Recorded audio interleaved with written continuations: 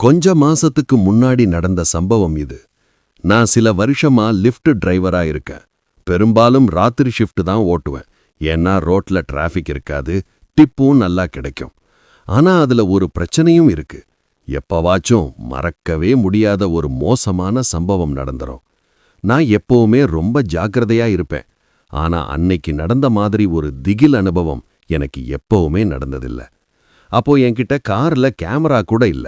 அந்த சம்பவத்துக்கு அப்புறம்தான் நான் அதையே வாங்கினேன். என்கிட்ட ஒரு பழைய 2005 மாடல் வோல்வோ கார் இருக்கு. ஆனா நம்பகமானது. அன்னைக்கு மணி ராத்திரி 2 இருக்கும். ரோடு முழுக்க வெறிச்சோடி போய் கிடந்தது. அப்போ ஒரு கன்வீனியன்ஸ் ஸ்டோர்ல இருந்து ஒரு ரைட் ரிக்வெஸ்ட் வந்துச்சு. பார்க்க சாதாரணமா தெரிஞ்சாலும் எனக்கு மனசுக்குள்ள ஏதோ தப்பா பட்டுச்சு. உள்ளுணர்வு சொல்லுவோம்ல, அந்த மாதிரி. அந்த கடைக்கிட்ட போனப்போதான் தெரிஞ்சது என் உள்ளுணர்வு சரின்னு. அந்த கடை மூடி இருந்துச்சு.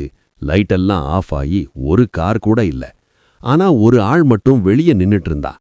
அவன் போட்டிருந்த ஹுடி அழுக்கா பல வருஷமா துவைக்காத மாதிரி கிழிஞ்சு போய் இருந்துச்சு. அவன் நிதானமே இல்லாம யாரோ துரத்துற மாதிரி அடிக்கடி பின்னாடி திரும்பி பார்த்துக்கிட்டே இருந்தான். அவன் ஏதோ போதையில இருக்கான்னு புரிஞ்சுது. நான் அப்பவே அந்த ரைடை கேன்சல் பண்ணியிருக்கணும். ஆனா என்ன தைரியத்துல கதவை திறந்தேன்னு தெரியல. அவன் உள்ள ஏறின உடனே நான் பண்ணது தப்புன்னு புரிஞ்சுது. மத்தவங்க மாதிரி போனை பார்க்காம அவன் மிரர் வழியா என்னையே முறைச்சி பார்த்துட்டு இருந்தான். அவன் கண்ல ஒரு கோபம் தெரிஞ்சுது. அந்த அமைதியை உடைக்க நான் ரேடியோவை ஆன் பண்ணேன். உடனே அவன் அதை ஆஃப் பண்ணுன்னு கரகரப்பான குரல்ல கத்துனான். நான் அரண்டு போய் ஆஃப் பண்ணிட்டேன். கொஞ்ச நேரம் அமைதியா போனோம். திடீர்னு அவன் கேட்ட கேள்வி எனக்கு தூக்கி வாரி போட்டுச்சு. ஏத்தக்கூடாத ஆளை என்னைக்காவது வண்டியில ஏத்திருக்கியான்னு கேட்டான். நான் சமாளிக்க ஒரு சிரிப்பை உதிர்த்தேன். ஆனா அவன் சிரிக்கல. தனக்குத்தானே ஏதோ முணுமுணுத்துக்கிட்டு இருந்தான். அப்புறம் அவன் தான் ஒரு ஊபர் டிரைவரா இருந்ததாகவும் எவனோ பொருளை திருடிட்டதாகவும் ஒரு கதை சொன்னான். ஆனா இத சொல்லும்போது அவன் முகத்துல ஒரு பயங்கரமான சிரிப்பு இருந்துச்சு.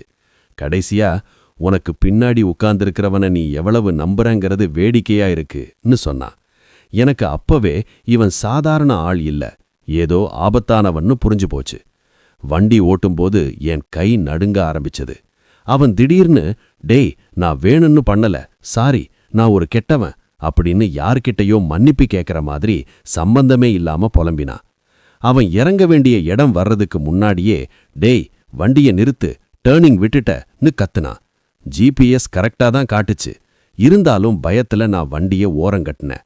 அந்த நேரம் பார்த்து எங்களுக்கு பின்னாடி ஒரு போலீஸ் வண்டி வந்துச்சு. அதை பார்த்ததும் அவன் அப்படியே சீட்டுக்கு பின்னாடி படுத்து மறைஞ்சிக்கிட்டான், போலீஸ் கண்ணுல படக்கூடாதுன்னு. அந்த போலீஸ்கார் போனதும் மெல்ல தலைய தூக்கி, டேய், நீ தப்பிச்சிட்ட அப்படின்னு சொல்லிட்டு சட்டுன்னு கதவை திறந்து இருட்டுல ஓடி போயிட்டான். அன்னைக்கு அதுக்கு மேல என்னால வண்டி ஓட்ட முடியல. சில வாரம் கழிச்சு போன்ல ஒரு நியூஸ் பார்த்தப்போதான் எனக்கு பகீர்னு இருந்துச்சு. அன்னைக்கு நான் அவனை ஏத்துன அதே கடையில அதே ராத்திரி ஒரு கொள்ளை நடந்திருக்கு.